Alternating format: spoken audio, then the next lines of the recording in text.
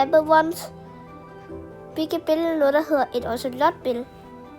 Og det her, jeg tror, der er noget, hvor man kan se noget med det. Det kan vi fedt se der. Okay. Hvordan ser jeg lige ud? Det er mig. For jeg har 2 liv. Og vi står lige for siden af en stor blå firkant med en knap. Og det er selvfølgelig Minecraft. Og det her også et lotbillede. Så ja, vi har alle de her kedelige nogen. Og ja, og vi er den her lille puttebøj. Og hvis jeg så derud der. Jeg vil sige, vi er bare nuttede. Vi er lidt nuttede. Og hvad for en ocelot kan jeg vælge? Kan jeg vælge den her ocelot, den her ocelot, eller den her ocelot, eller den her? Hvad hedder de forskellige ting? Jeg tror, jeg vælger den her. Den her. Den her ocelot vælger jeg. Er I klar, Apple Ones? Jeg tæller mig til dansk. Jeg kan godt finde på at tale lidt engelsk. Kom sådan op. Jeg kan trykke på dig. Sådan.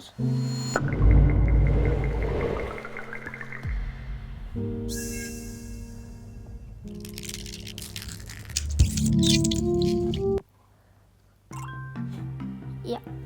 Lad os se. Jeg gætter på, at vi er kommet ud af et æg. Så der er her. Og så der kommer faktisk ud af et æg. Så jeg gætter på, at det var et æg. Okay. Ja, vi kan dræbe fisk. Der. Yes. Bare kan vi se, om man kan se noget om, hvor mange fisk det kan være. Er der noget antal dog her? Der er noget antal noget der. Okay, jeg dræber bare så mange fisk, jeg kan få fat i.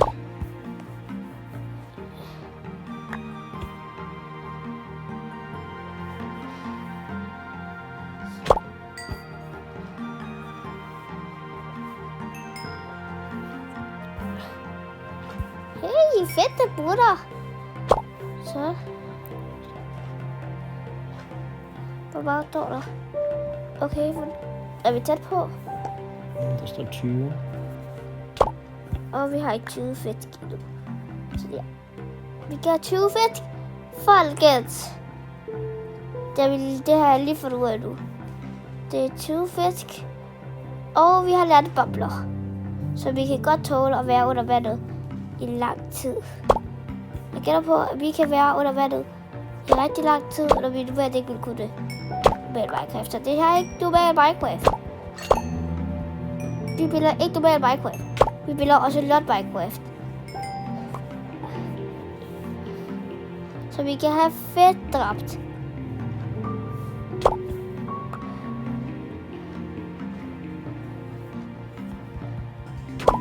Yes.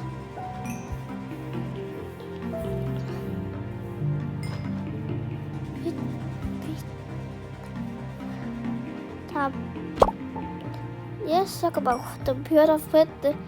De kommer for tæt på mig. Hør det. Så ja, det bliver godt. Og vi tæller ikke det her. Det gider jeg ikke. Og jeg har noget, der hedder sagberæse. Så det gør, at jeg har svært ved at bruge mit venstre side af min krop. Man kan også have det højre, man kan også have det bare begge ben. Man kan også bare have det i begge arme. Eller bare have det som mig, bare i en side. Jeg har det en side, og min side, det er selvfølgelig venstre. Så jeg er rigtig meget højrehåndet. Og sagberæse gør det lidt svært for mig med nogle ting. Så lige nu så spiller jeg faktisk kun med højre hånd. Og det er muligt at spille kun med højre hånd. Og jeg vil sige, den måde jeg faktisk gør der på, det er faktisk en måde, jeg bruger bare højre hånd. For at være færdig ved at dreje fedtene. Så jeg går det sådan. Okay. Yes, jeg føler, at vi er tæt på det. På det antal, vi kan have fedt. Og det er på en måde, som folk vil kalde det fedtgesimulator. gulvbit fisk.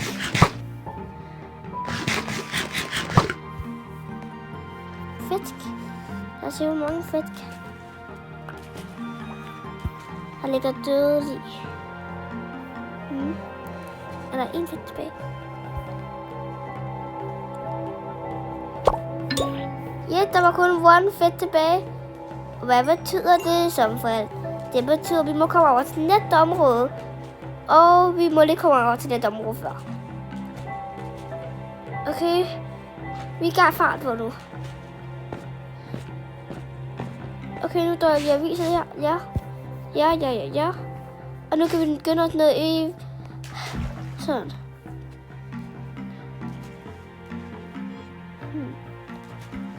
Lad os... Hvad? En grotte? En grotte! Hvad ligger der i kisten? Yes! Det har vi lige taget.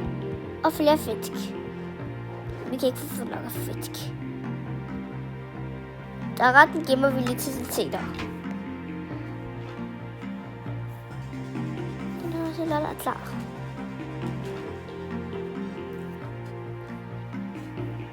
Lad os se.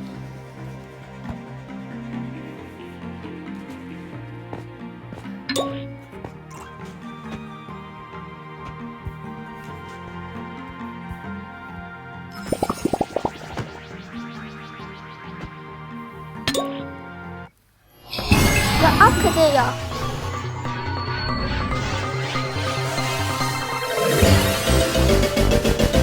Men sådan nu ligner vi en normal Minecraft-axolot. Lad os se.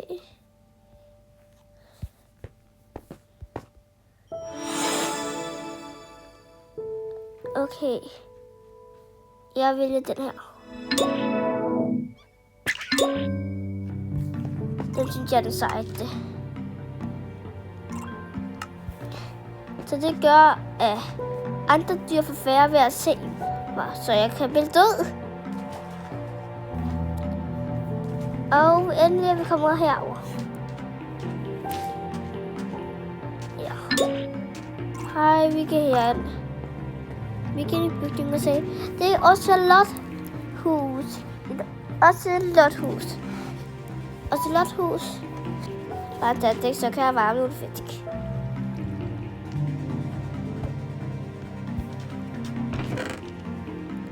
Pile, yes. Jeg tager lige og lutter lidt. Skal jeg det? Se, yes, det her kan jeg også godt bruge. Jeg vil lige kigge det lidt. Ja, jeg har selvfølgelig vist mig. Og du er ikke en rigtig looter, hvis du ikke en looter-kitter.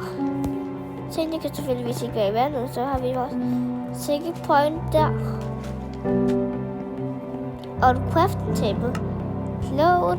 Det jeg tror, vi får for det.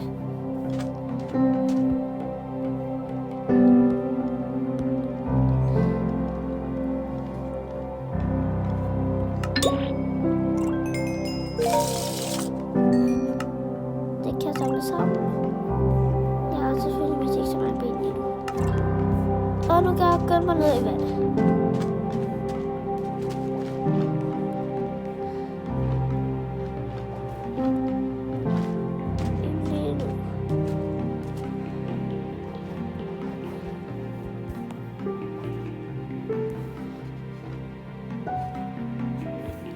Den er det, jeg kan få. Hvad står der der?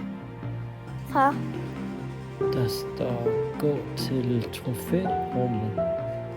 Okay. Eller området. Det er herovre.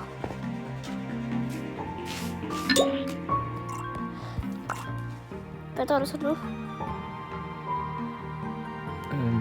Det er noget, du skal aflevere 20 fisk. Hej, hvor mange fisk har jeg her? 20. Så kan jeg aflevere det. Okay.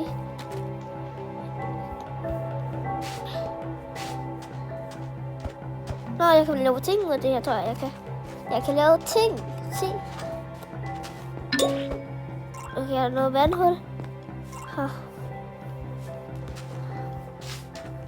Så kunne have lavet noget vand over. Så kan det hjælpe mig her. Yes, tvær. Hvad siger du? Der står følg stien til teleporteringsområdet. Der var din. Jeg kan have vand også. Jeg laver vandhuller. Vandhul her.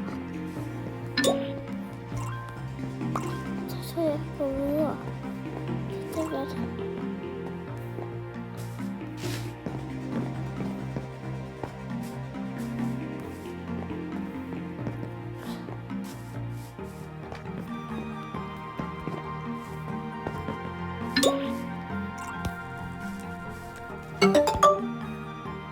Hvad er det? Der står, at du har gennemført den første del.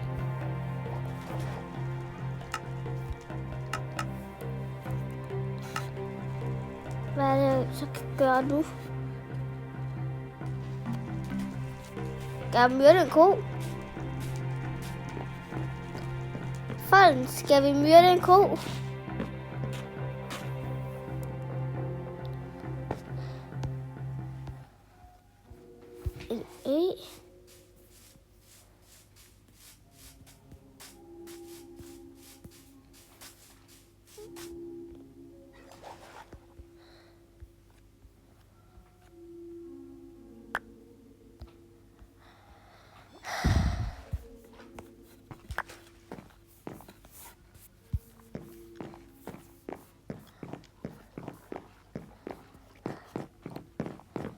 Ko! Hvad vil du mure af? Murmudu. Det ser ud til at murmudu. Og jeg er fanget.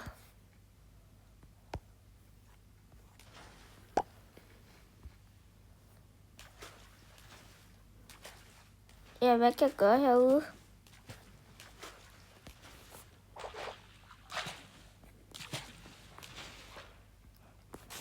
Jeg kan mine øen. Der er land derovre.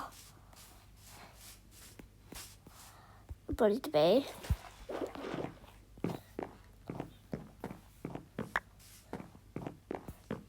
Nå, jeg vælger opgradere. Der var flere ting derovre.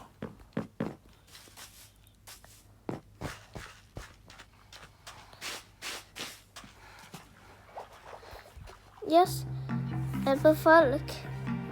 Jeg har måske glemt at tale lidt til jer. Det har jeg måske bare glemt. Fordi, hvis I ved, hvordan man spiller det her spil, så gå i kommentaren.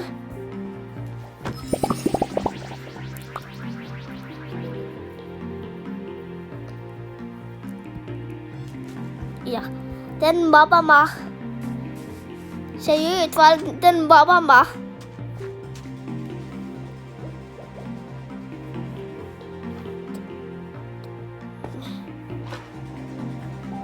Vi kan måske lige gøre sådan der.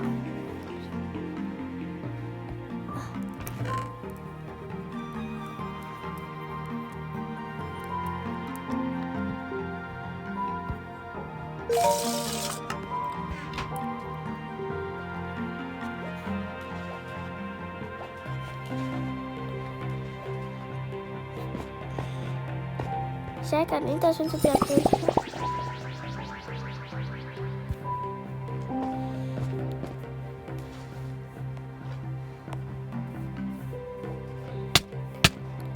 Shit, igen.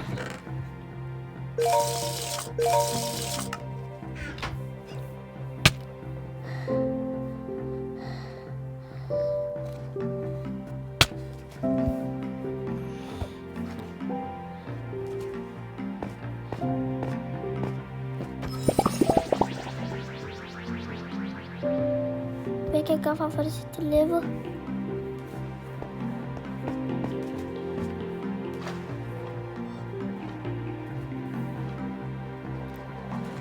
Du skal finde flere blæksprutter.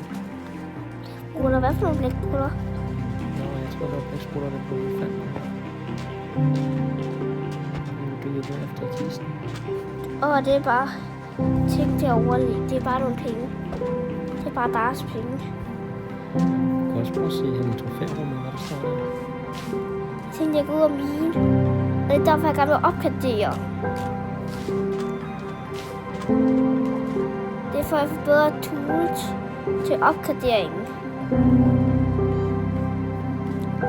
Så nu er det ting, jeg gerne vil have, jeg kan opgradere.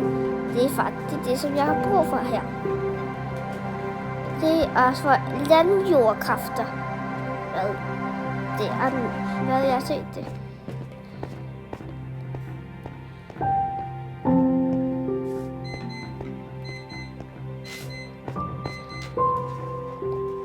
Nej, der er ikke nogen fisk her.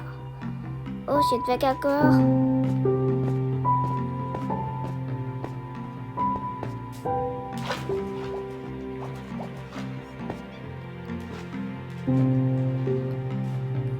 Kan jeg ikke kigge dernede?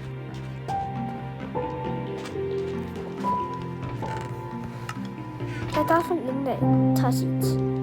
Kan jeg plante dem? Dirt.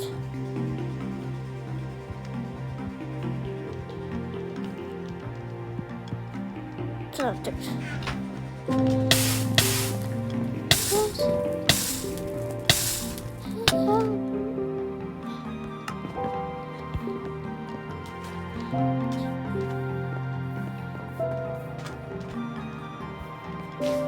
Men så beholder jeg mine ting, når jeg dør.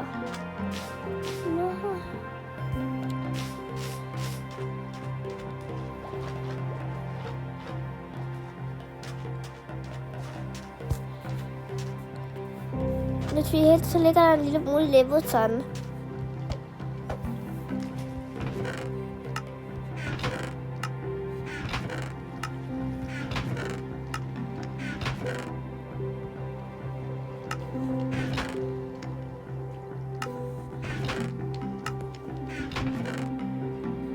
Nej, vi var ikke heldige. Vi var uheldige.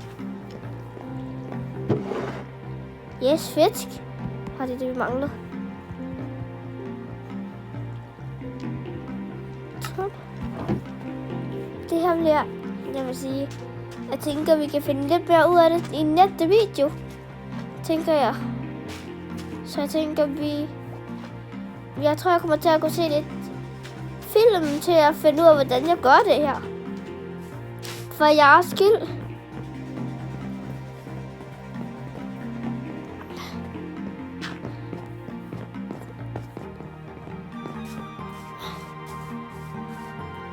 Og hvis jeg ikke ved, hvordan jeg går det her, så vil jeg ikke tage jer med på det her. Så kan vi bare lige finde alt, hvad vi kunne have med. Og det er a village. In a village. Yes.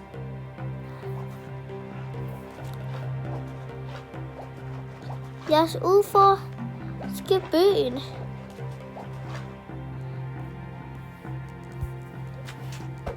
Og dræbe noget her.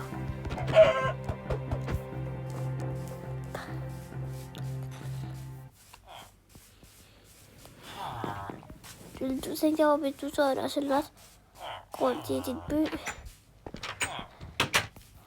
Jeg hader villagers. Yes.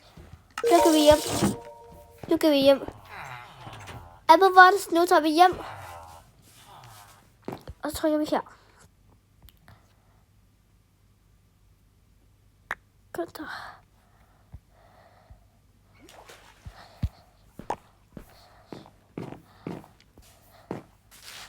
Yes, nu kan vi bare død. Og så tænker jeg, når vi lige har set næste opgradering, så tænker jeg, og så kan vi vente til næste video kommer.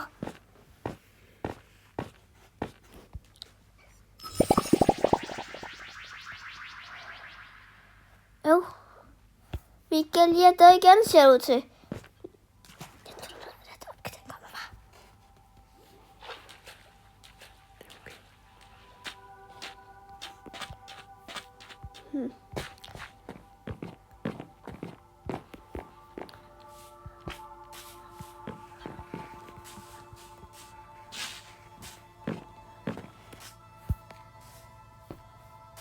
Happy ones, happy ones, happy ones, so happy ones.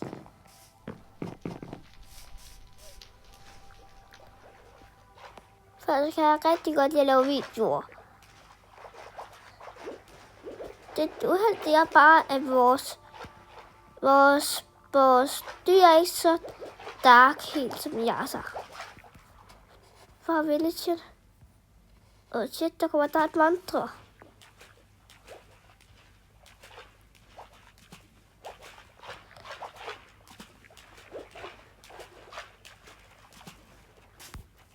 Yes.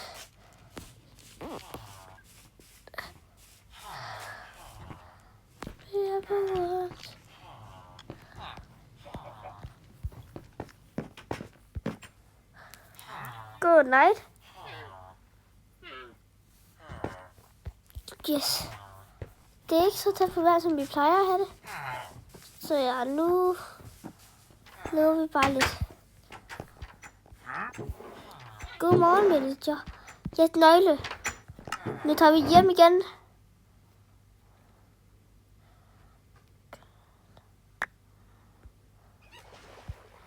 Yes.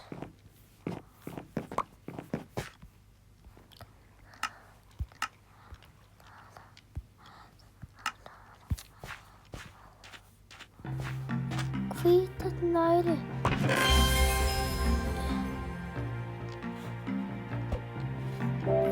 Et emeraldblok. Ja. Ja.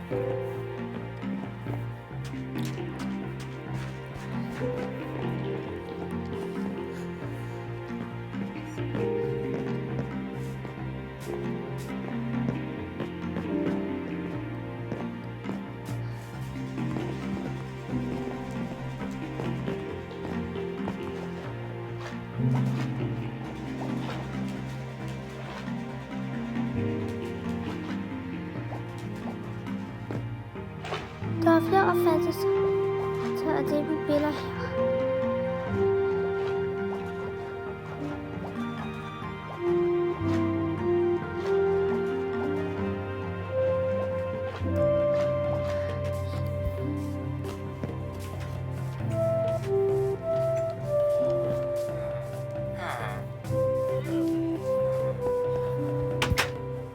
Har været herinde.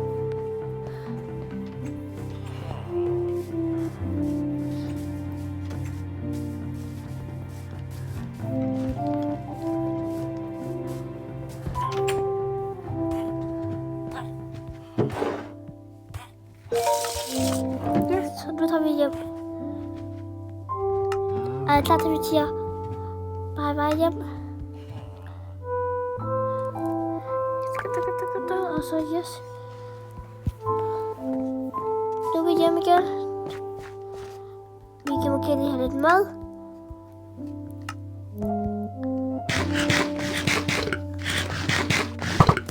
Yes. Det var det, der kunne efter os. Sørt.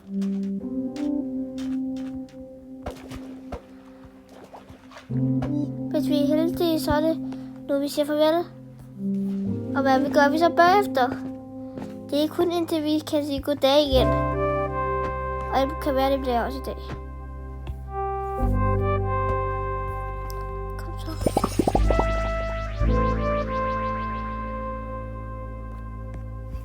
Yes, vi går ud i byen en gang til.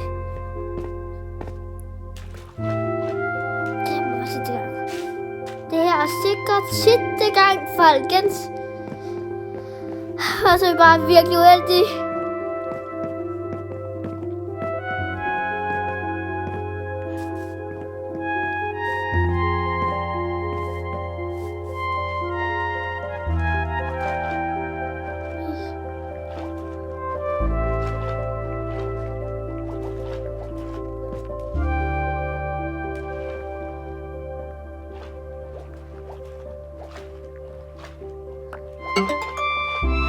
Yes!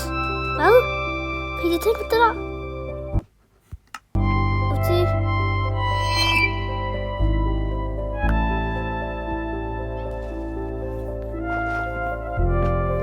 Yes, vi fik ting. Okay.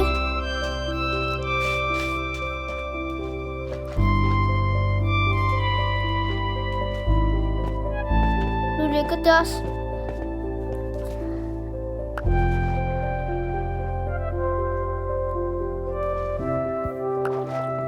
Det kan være, det lykkes så igen.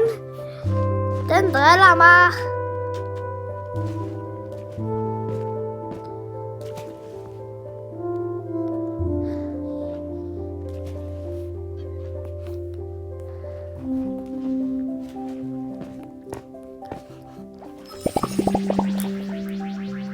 Yes, jeg er klar.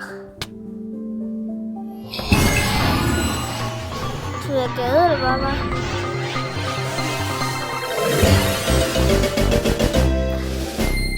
Den her kan gå på land. Ja. Yes. Den har ligesom.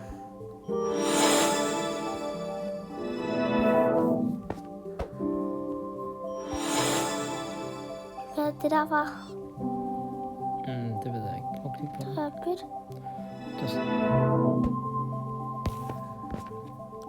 Hvad hedder den? Den kan spytte med vand, som kan skade monstre. Hvad er den der? Hvad hedder den? Der kan man slå på jorden hårdt, så vil den også skade monstrene.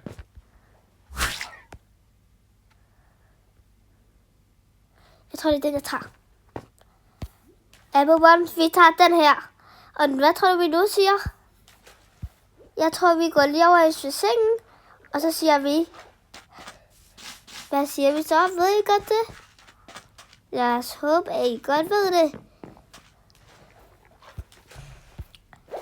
Så siger vi farvel og tak.